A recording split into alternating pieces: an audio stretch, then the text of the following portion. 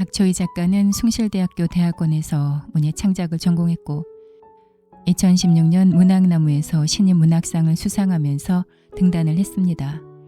소설집에 남주의 남자들이 있는데 오늘 소개하는 작품이 바로 이 소설집의 표제작 남주의 남자들입니다.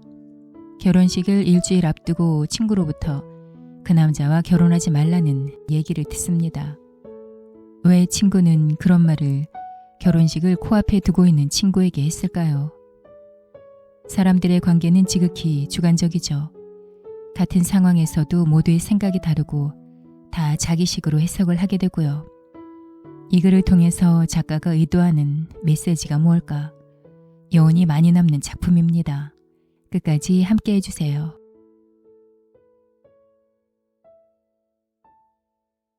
남주의 남자들, 박초희.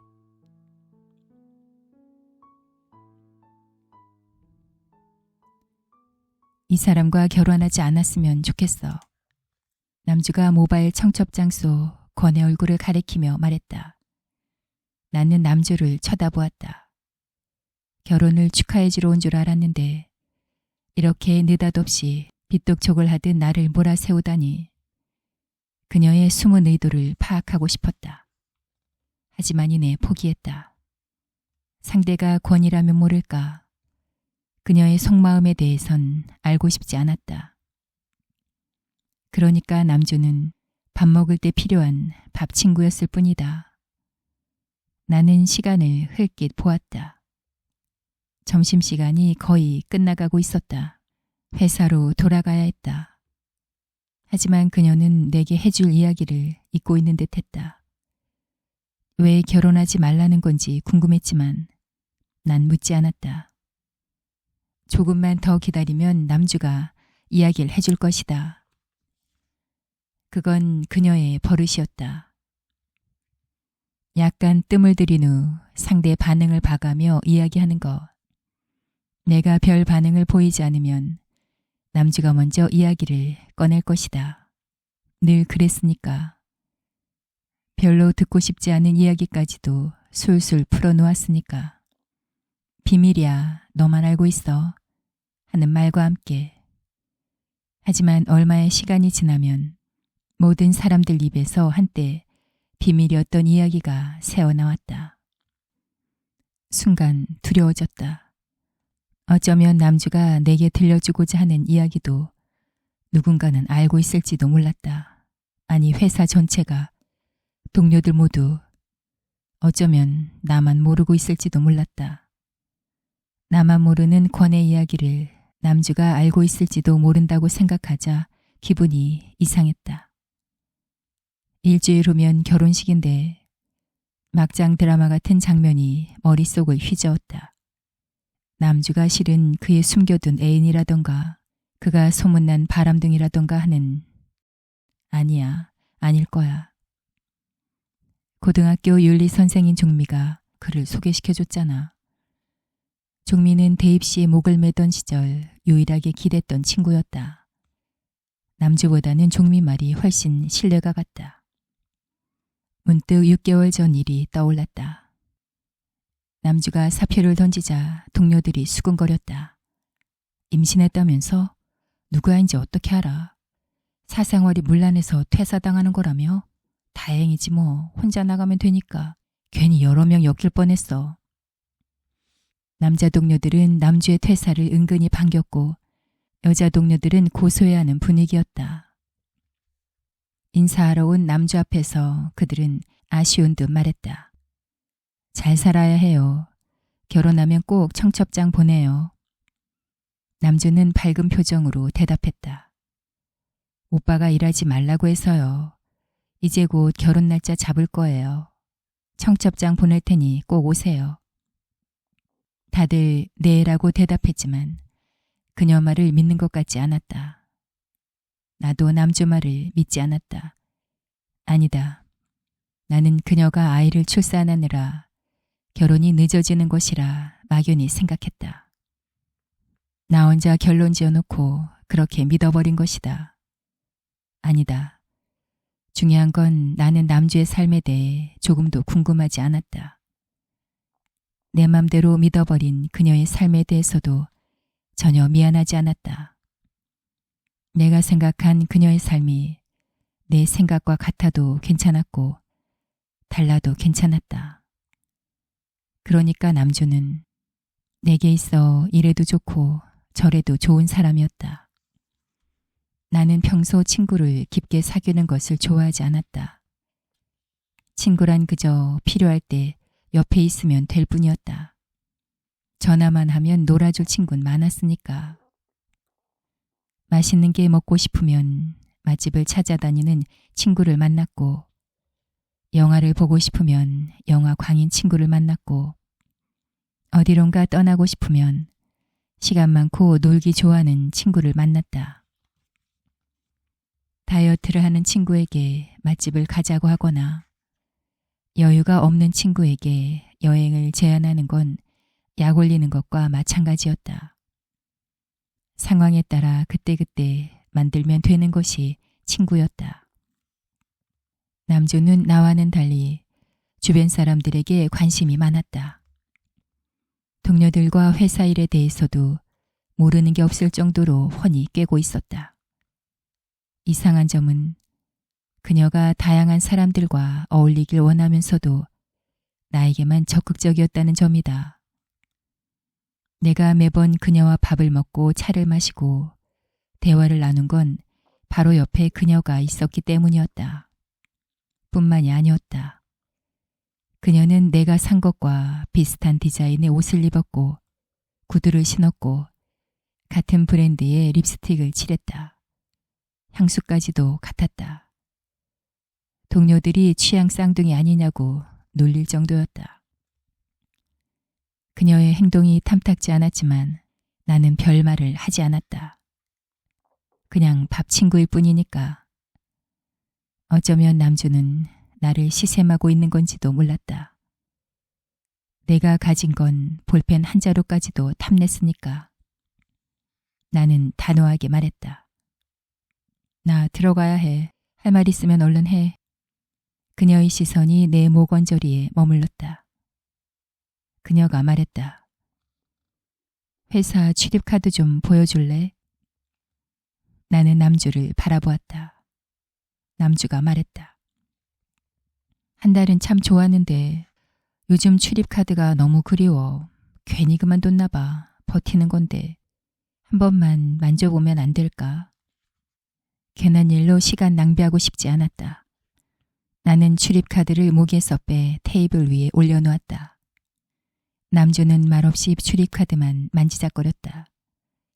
얼른 일어나야 하는데 나는 초조해졌다. 점심시간이 끝나가고 있었다. 출입카드를 잡고 일어서려는데 남주가 말했다. 그 사람 나랑 사귀었었어. 그럴지도 모른다 생각했는데 막상 들으니 당혹스러웠다. 아니, 무엇보다 남주와 내가 같은 사람을 만났다는 사실이 불쾌했다. 권이 남주를? 설마 아닐 거야. 그래, 어쩌면 남주 혼자 착각하고 있는 건지도 몰랐다.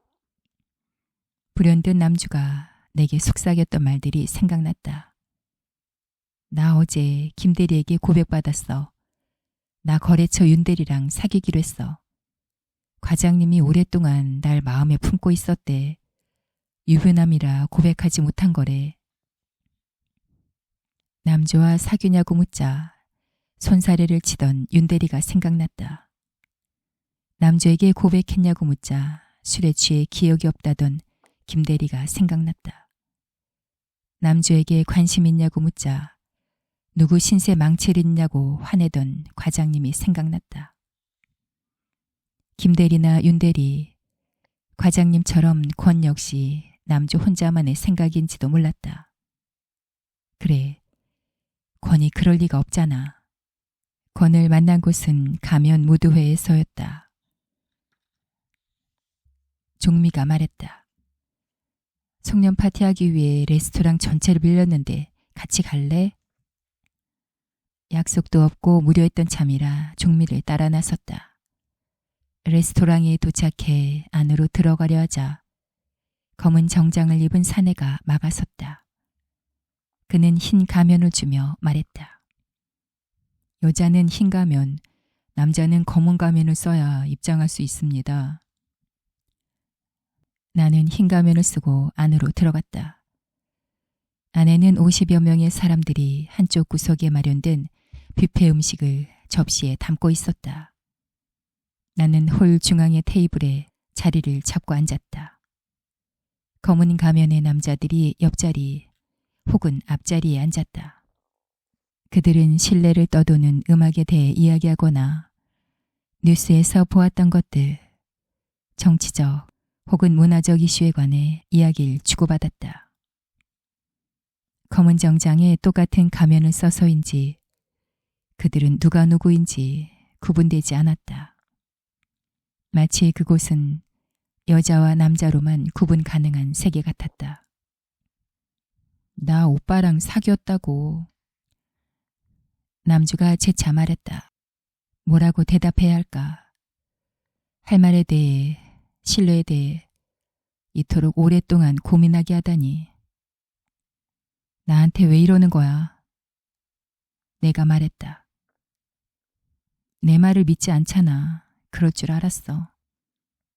남주가 대답했다. 권에게도 물어봐야지.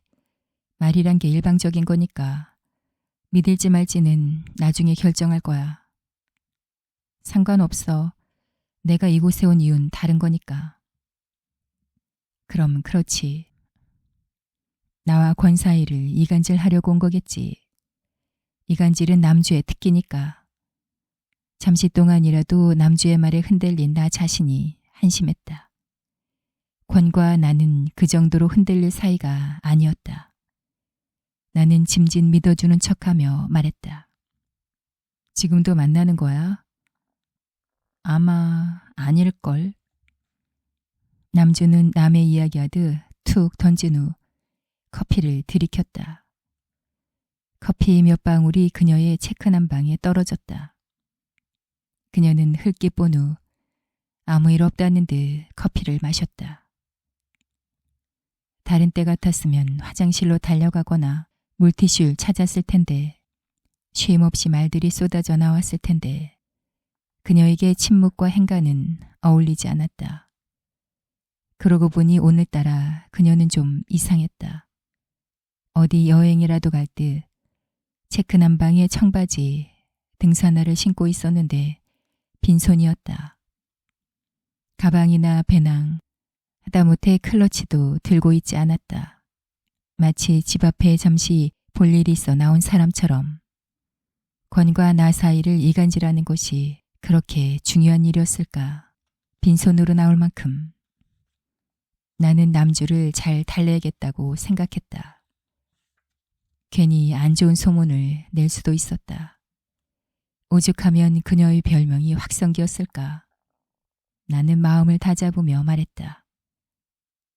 대답이 뭐 그래. 끝은 사람마다 다르니까.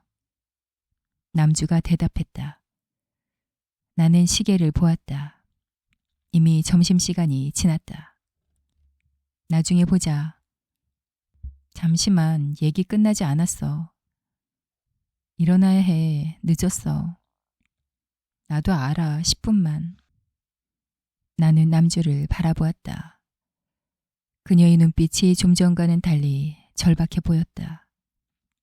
무엇을 하소연하려는 눈빛이 아니라 뭔가를 경고하려는 눈빛이었다. 꼭 전해야 할 말이 있는 사람처럼. 아니, 알 수 없었다. 그녀의 눈빛은 불안해하는 것 같기도 했고 절망에 빠진 것 같기도 했다. 남주가 말했다. 6개월 전이었어. 오빠가 헤어지자고 한 것이. 나도 모르게 안도했다. 권을 만나기 시작한 것이 그쯤이었다. 그렇다면 남주와 헤어진 후 내게 연락을 취한 것이었다. 만약 권이 남주와 사귀었다고 해도 그거면 충분했다. 사람에게는 누구나 한때가 존재하기 마련이었다. 그 한때가 누구에게는 추억일 수 있었고 누구에게는 기억하기도 싫은 악몽일 수도 있었다. 중요한 건 현재도 진행 중이냐 아니냐의 차이일 뿐이었다. 어쩌면 그에게 남주는 한때의 여자지만 남주에게 그는 현재의 남자인지도 몰랐다. 어쨌든 그는 남주를 깨끗하게 정리했을 것이다. 그는 자신의 감정에 빠져 질척거릴 만한 남자가 아니었다. 하지만 남주가 저렇게 생각한다면 오해받을 만한 행동을 했을지도 몰랐다. 그는 존중과 배려가 몸에 배어있는 사람이니까 그랬을 것이다. 분명히 남주의 오해일 것이다. 가면무도회에서 종미가 했던 말이 생각났다. 우린 너무 눈에 보이는 것에만 집착하며 사는 것 같아. 가면을 썼다고 해서 사람이 안 보이는 건 아니야. 오히려 더 잘 보여. 목소리라든가 몸에 배인 습관이라든가 예의와 배려 같은 거. 내가 너한테 소개해 줄 사람 있는데 맞춰봐. 이 중에서도 눈에 띌걸. 그리고 종미가 웃었던가 아니면 한참 시간이 지난 후에 내가 기억하는 건 종미의 웃음이었다. 그녀는 눈물을 찔끔 흘릴 정도로 웃었는데 뭐가 우스운지 모른 채 나도 따라 웃었다. 옆자리의 남자와 앞자리의 남자도 웃었고 그들을 보던 옆 테이블의 남녀도 웃었고 앞 테이블의 남녀도 뒤 테이블의 남녀도 웃었다. 웃음소리는 아주 먼 곳에서도 들렸다. 나는 그곳을 향해 고개를 돌렸다. 창가 쪽 검은 벨벳 커튼으로 둘러쳐져 있는 어두운 조명 때문에 그곳에 테이블이 있는지조차 잘 구분되지 않는 곳에서 희미하게 들려오는 소리였다. 그곳엔 누가 있었을까? 왜 헤어지자 했을까? 갑자기. 그 전날까지만 해도 사랑한다 말했는데. 남주가 말했다. 그녀는 뭔가를 더 이야기할 듯 입을 달싹이다 이내 입을 닫았다. 분노를 사기려는 듯 눈썹이 파르르 떨렸다.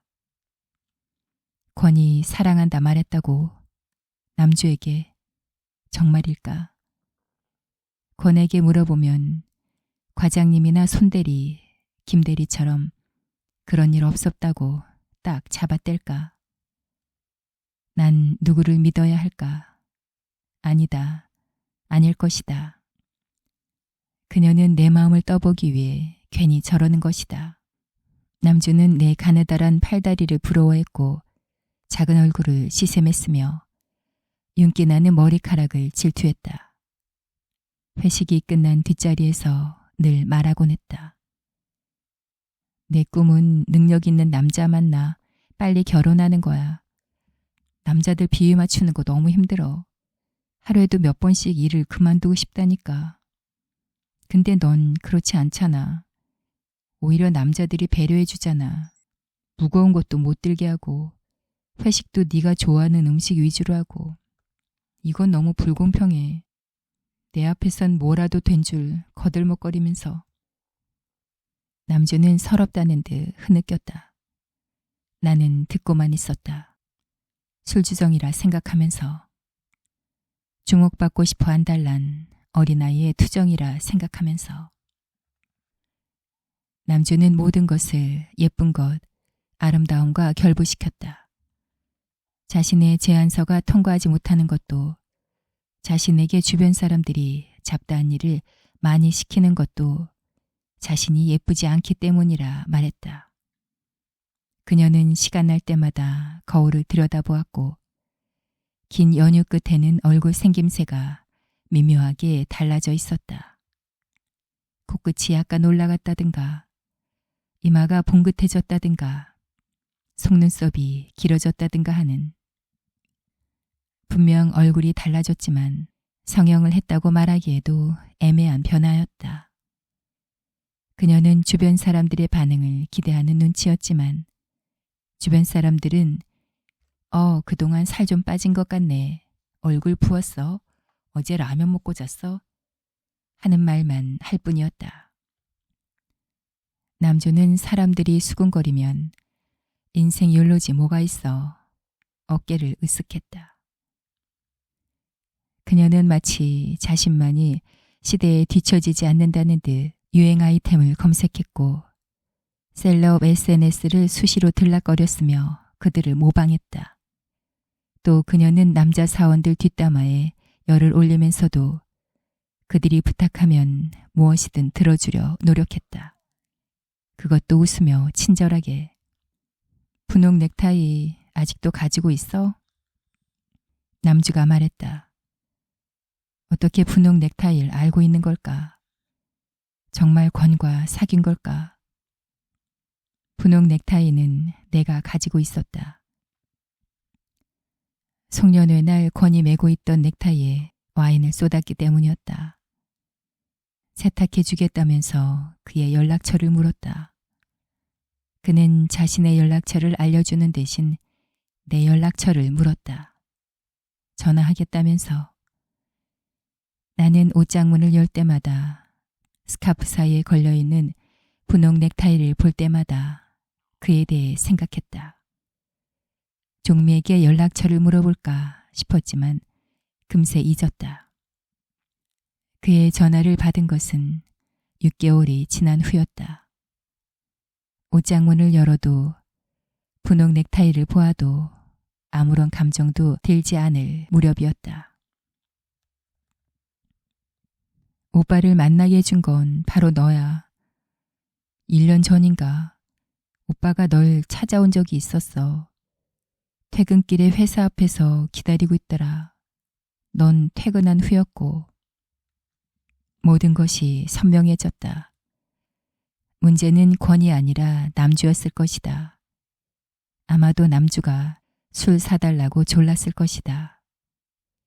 그건 남주가 마음에 드는 남자를 만나면 의뢰하는 행동이었다.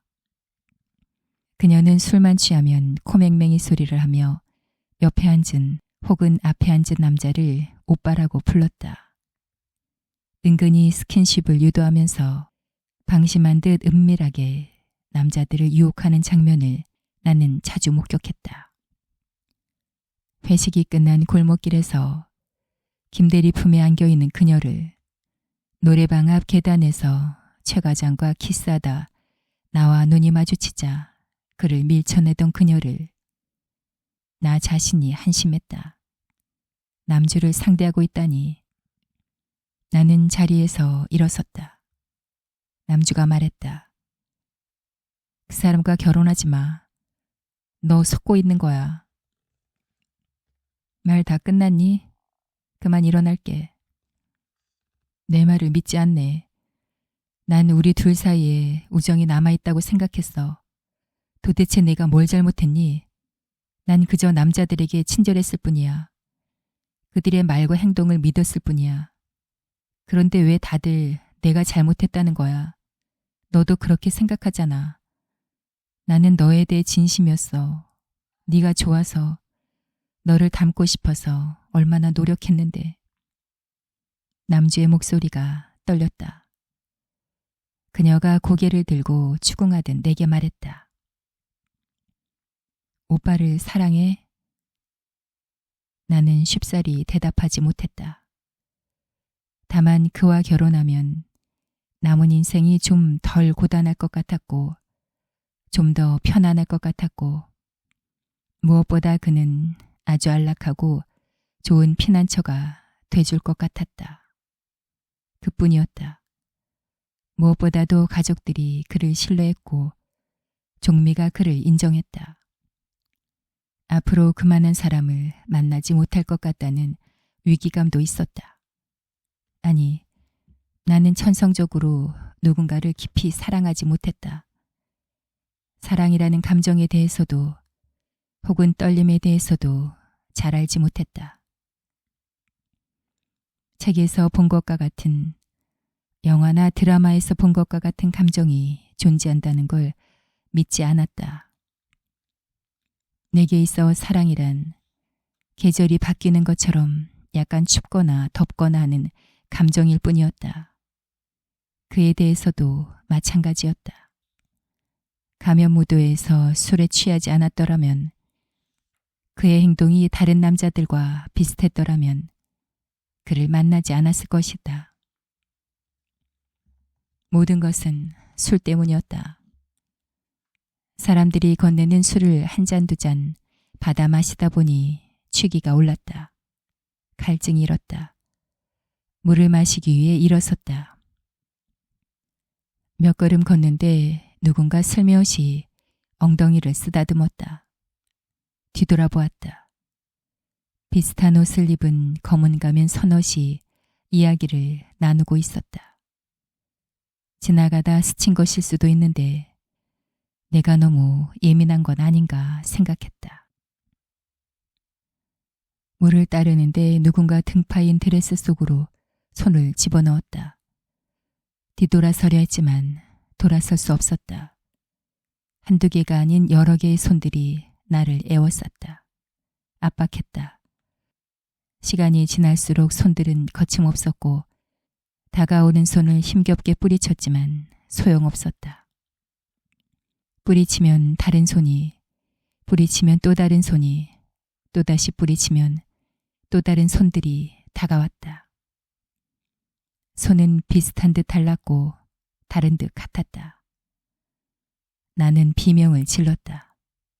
갑자기 모든 것이 일시정지라도 된 듯 주위가 조용해졌다. 손들이 멀어져 갔다. 가면들이 하나둘씩 떨어져 갔다. 집으로 가고 싶었다. 종미를 찾아야 했다. 나는 주위를 둘러보았다. 창가 쪽 검은 벨벳으로 둘러쳐져 있는, 아니 보이지 않는 공간이 눈에 띄었다. 그곳을 향해 걸음을 옮겼다. 벨벳 커튼을 다 열어 젖혀서라도 종미를 찾아야 했다. 내가 커튼을 열어 젖히려는 찰나 누군가 내 손목을 잡았다. 분홍 넥타이를 맨 남자였다. 나는 갑자기 확 취기가 오르는 걸 느꼈고 어지러웠다. 아마도 몸을 비틀거렸던 것도 같다. 남자가 어깨를 잡아주었다. 그는 내 등에 손이 닿자 화들짝 놀라 재빨리 손을 뗐다.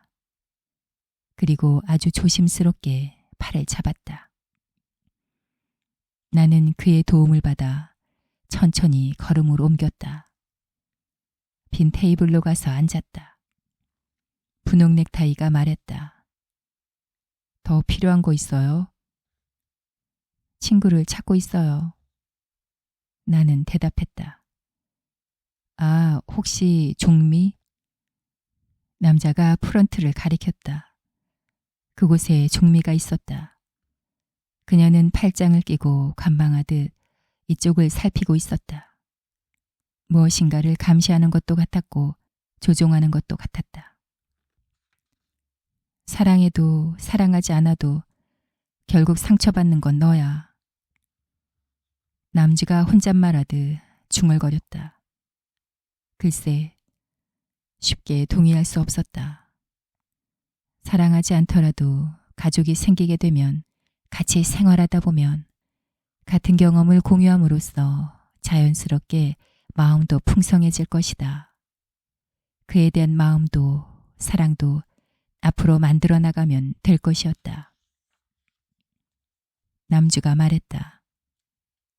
종미도 믿지 마. 궁금하지 않아? 왜 그날 그곳으로 널 데려갔는지. 나는 남주를 노려보았다. 종미를 입에 담다니. 종미는 내 친구였다. 남주 따위가 입에 담을 만한 이름이 아니었다. 종미는 남주처럼 가볍게 남의 이야기를 하지도 않았고 남주처럼 애교 섞인 목소리로 남자들을 오빠라고 부르지도 않았다. 그녀는 과묵했고 믿을만했다. 나는 자리에서 일어섰다. 남주가 무어라 이야기했다. 더 이상 듣고 싶지 않았다. 나는 입구를 향해 걸어갔다. 남주가 빠른 걸음으로 다가와 귀에 대고 속삭였다. 참, 나 오빠랑 동거했어. 퇴직금도 엄마와 살고 있는 집 전세 보증금도 모두 날렸어. 난 오빠가 솔직하다고 생각했어. 당연하잖아. 오빠가 내게 얘기해 준 건 모두 사실이었거든. 내 얘기도, 종미 얘기도. 그러니까 그만 믿어버린 거지. 그게 모두 연극이었다니 너무 슬퍼. 사람이 그럴 수 있다는 게. 나도 모르게 뒤돌아보았다. 바로 등 뒤에서 남주가 웃고 있었다. 속 시원하다는 듯 해맑은 웃음이었다. 아니, 어쩐지 씁쓸해 보였다. 나는 카페 문을 나섰다. 빠른 걸음으로 회사를 향해 걸었다. 몇 걸음 걷다 멈췄다. 남주 말이 자꾸만 생각났다. 퇴직금과 전세 보증금을 모두 날렸다고. 권에게 사기를 당한 걸까? 아니야, 아닐 거야. 나는 그에게 받기만 했다. 예물로 다이아 세트와 루비 세트, 사파이어 세트를 받았으며 결혼 선물로 외제차를 받았다. 58평의 아파트도 그가 구입했고 개업할 병원도 그의 부모가 해주었다. 뿐만이 아니었다. 그의 부모는 자상했고 내게 아무것도 원하지 않았다. 아들의 선택과 마음을 믿는다면서 모든 것은 알아서 결정하라고 했다. 돈이 부족하면 도와주겠다는 말도 했다. 그는 지금까지 단 한 번도 돈 이야기를 꺼낸 적이 없었다. 나는 회사를 향해 황급히 걸음을 옮겼다. 시계를 보았다. 점심시간이 10분이나 지나 있었다. 팀장이 한마디 할지도 몰랐다. 하지만 괜찮았다. 이미 한 달 전 사표는 수리됐고 오늘이 근무 마지막이었다. 퇴직금은 신혼여행 자금과 병원 인테리어로 쓸 계획이었다. 그는 아무것도 하지 않아도 된다고 했지만 나는 뭐라도 하고 싶었다. 럭셔리하게 신혼을 즐기고 싶었고 그가 개업하는 병원에 조금이라도 도움이 되고 싶었다. 누군가 내 어깨를 툭 치고 지나갔다. 남주였다. 남주는 술에 취한 듯 비틀거리며 지나쳤는데 회사 건물을 향해 가고 있었다. 나는 남주를 부르고 싶었다. 아니, 불러야 될 것 같았다. 하지만 애써 외면했다. 이 시간이 지나면 남주도 괜찮아질 것이다. 어쩌면 내게 와서 했던 말들조차 곧 잊어버리게 될지도 모른다. 지금까지 그랬던 것처럼 남주는 금세 헤헤거리면서 새로운 사람을 만날 테고 쉽게 남자 품에 안길 것이다. 그랬음에도 남주의 흔들리는 걸음걸이가 자꾸만 눈에 밟혔다. 땅에 발을 붙이지 못하고 허공을 걷는 것 같아서 너무나 위태로워 누군가 걸음을 멈추게 해주던가 부축해줘야 될 것만 같은 걸음걸이였다. 그 순간 머릿속으로 남주 말이 스쳐 지나갔다. 왜 내 웃음은 해픈 거고 네 웃음은 청순한 거지? 왜 같은 웃음인데 해석이 다른 건데 왜? 부연된 내가 남주를 오해하고 있었던 건 아닐까 하는 생각이 들었다. 종미가 나를 오해하고 있었던 것처럼. 파티가 끝나고 종미에게 불쾌감에 대해 털어놓았다. 가면들 손 혹시 봤니? 가면만 쓰지 않았더라면 얼굴만 봤더라면 모두 고소했을 거야. 내 말에 종미가 대답했다. 난 못 봤는데 무슨 일 있었어? 지나가는데 엉덩이며 등이며 다리며 막 쓰다듬는 거야. 아, 난 또 네가 문제라는 생각 안 해봤어. 등이 파인 빨간 원피스에 치마길은 또 어찌나 짧던지. 네가 의자에 앉아있으면 내가 다 불안했어. 속옷이 모두 보일 것 같았거든. 남자들은 너 같은 차림새를 보면 오해해. 마치 좀 봐달라고, 만져달라고 애결하는 것 같잖아. 그 순간 난 뭔가 아주 나쁜 일을 당한 것만 같았다.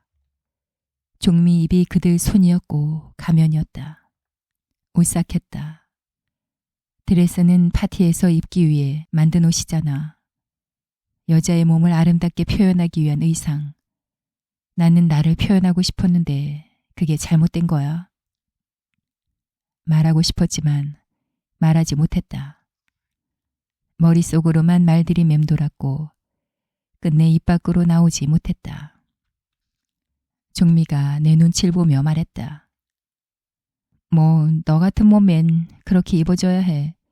아마 내가 너였다면 거의 발가벗고 파티에 갔을 거야. 농담하듯 웃어넘기는 종미를 보며 나도 웃었던 것 같다. 아니, 웃지 않으면 둔감한 여자가 될 것 같았다. 난 쿨하고 영리한 여자이고 싶었으니까. 문득 의구심이 일었다. 종미는 정말 가면들 손을 보지 못했던 걸까? 몸매가 드러나는 옷을 입었다는 것만으로 몸을 만져도 된다는 발상은 어디서 온 걸까? 종미가 멋대로 나를 해석하듯 나 역시 내 멋대로 남주 행동을 해석한 건 아닐까? 그녀는 단지 친절했을 뿐인데 김대리나 손대리, 과장님이 그녀의 행동을 오해해 희롱한 거라면 불안감이 엄습했다. 남주가 알고 있는 권은, 종미는 내가 모르고 있는 그들에 대해 더 들었어야 했다. 조급해하지 말고 남주가 하는 말을 끝까지 들었어야 했다. 나는 제자리에 멈춰 섰다. 남주에게 전화 걸었다. 받지 않았다. 권에게 전화 걸었다. 신호음만 들렸다. 종미에게 전화 걸었다. 받지 않았다. 아, 학교로 걸면 되겠구나.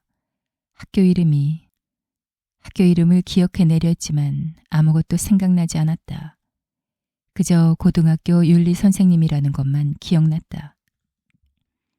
평소 마당발로 통하는 친구에게 전화를 걸었다.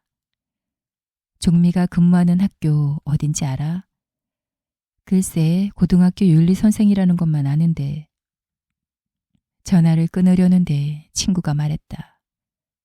너 종미랑 아직도 연락해? 학교 다닐 때 종미 너 엄청 싫어했잖아. 정신이 멍해졌다.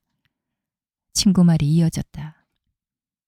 너처럼 부모 잘 둔 아이는 망가뜨리고 싶다 했는데 부모 덕에 교내상 휩쓴다고. 하기야 그 시기가 좀 그랬지. 노력하지 않고 쉽게 얻는 사람들 보면 괜히 화가 나고. 그래, 아마 종미도 그런 감정이었을 거야, 내게. 그때 우리는 17이었으니까. 질투가 공격 대상으로 변하기 쉬운 나이잖아. 진학 때문에 스트레스도 엄청났고. 갑자기 속이 메스거렸다. 친구 말이 들렸다. 근데 종미, 윤리 선생이 아니라는 말도 있어.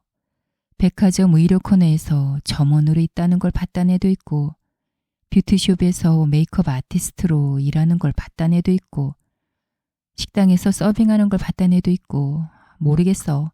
아무튼 수상한 애야. 나는 그 자리에 가만히 서 있었다. 같은 얼굴을 한 사람들로 거리가 꽉 차는 것 같았고, 정체를 알 수 없는 손들이 나를 기만하는 것 같았다.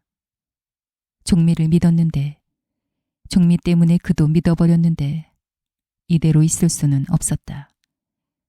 종미에게 물어봐야 했다. 통화 버튼을 눌렀지만 종미는 받지 않았다. 권에게 해도 마찬가지였고 남주에게 걸어도 마찬가지였다. 그들이 모두 내 전화를 받지 않기로 작정한 것 같았다. 답답했다. 누구에게라도 전화하고 싶었지만 생각나는 친구가 없었다. 영화를 보러 갈 것도 아니었고 여행을 떠날 것도 아니었고 맛집을 갈 것도 아니었다. 공허함이 밀려들었다. 남주, 그녀라면 내 질문에 답해줄 수 있을지도 몰랐다.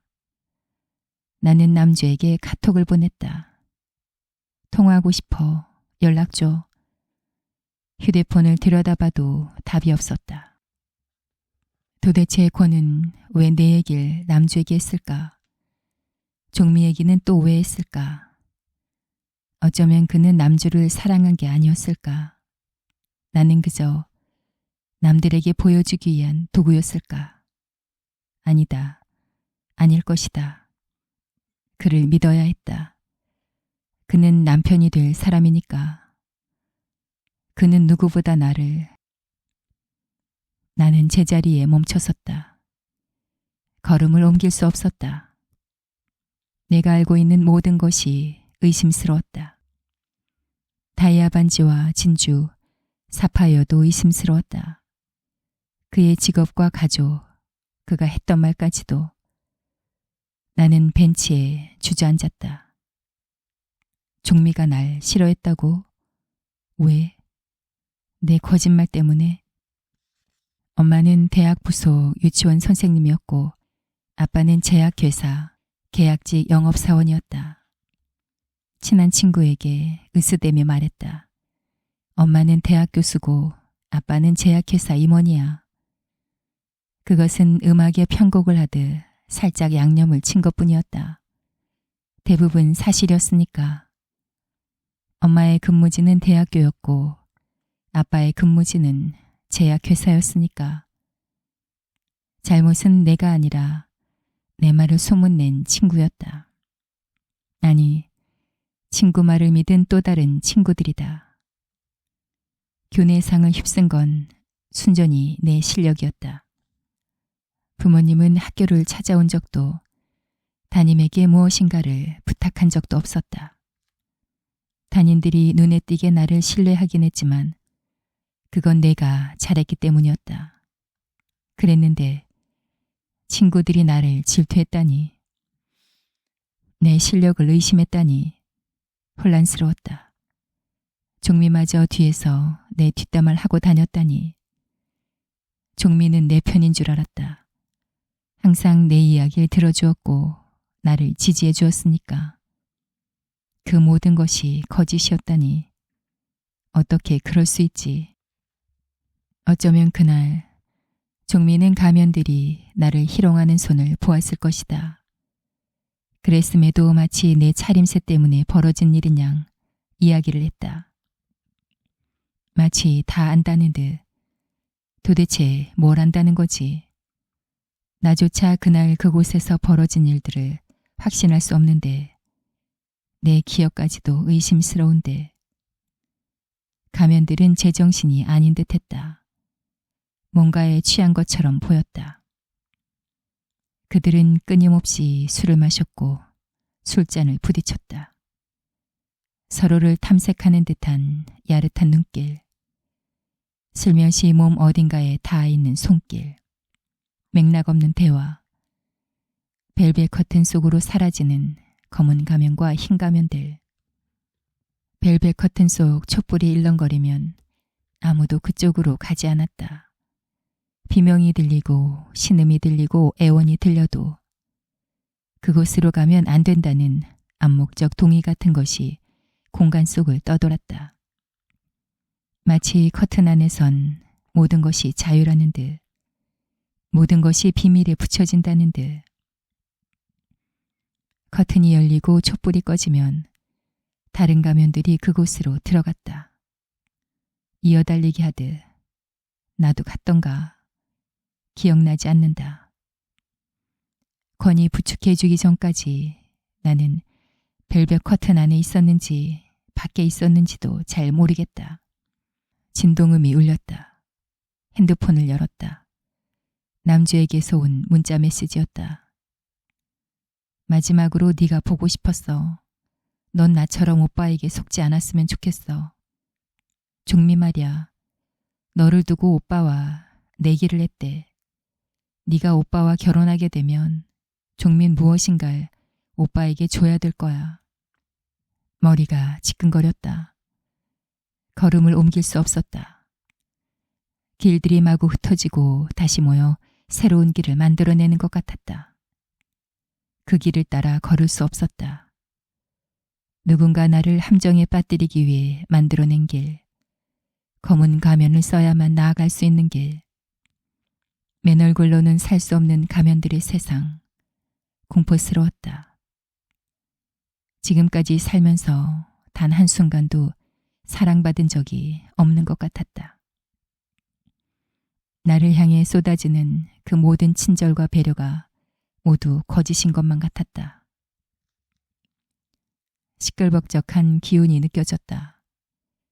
나는 소리나는 쪽으로 고개를 들었다. 사람들이 건물 옥상을 쳐다보고 있었다. 옥상 위에는 체크 셔츠에 청바지를 입은 여자가 서 있었다. 여자는 두 팔을 벌린 채 옥상 난간을 아슬아슬하게 걸어가고 있었다. 약간은 불안한 듯, 약간은 흥겨운 듯. 여자가 걸음을 옮길 때마다 그녀 목에 걸린 출입카드가 너울거렸다. 남주였다. 내 출입카드였다. 그녀가 뛰어내린다면 나도 내 이름도 내 얼굴도 흔적도 없이 사라질 것만 같았다. 막아야 했다. 막고 싶었다. 오해했다고. 내 멋대로 네 행동을 판단했다고. 과장의 손을 뿌리치는 널 못 본 척해서 미안했다고. 김대리나 손대리, 과장의 말보단 네 말을 믿었어야 했다고. 나는 손을 뻗었지만 남주도 내 출입카드도 너무 멀리 있었다. 여러분의 구독과 좋아요는 영상 제작에 큰 힘이 됩니다.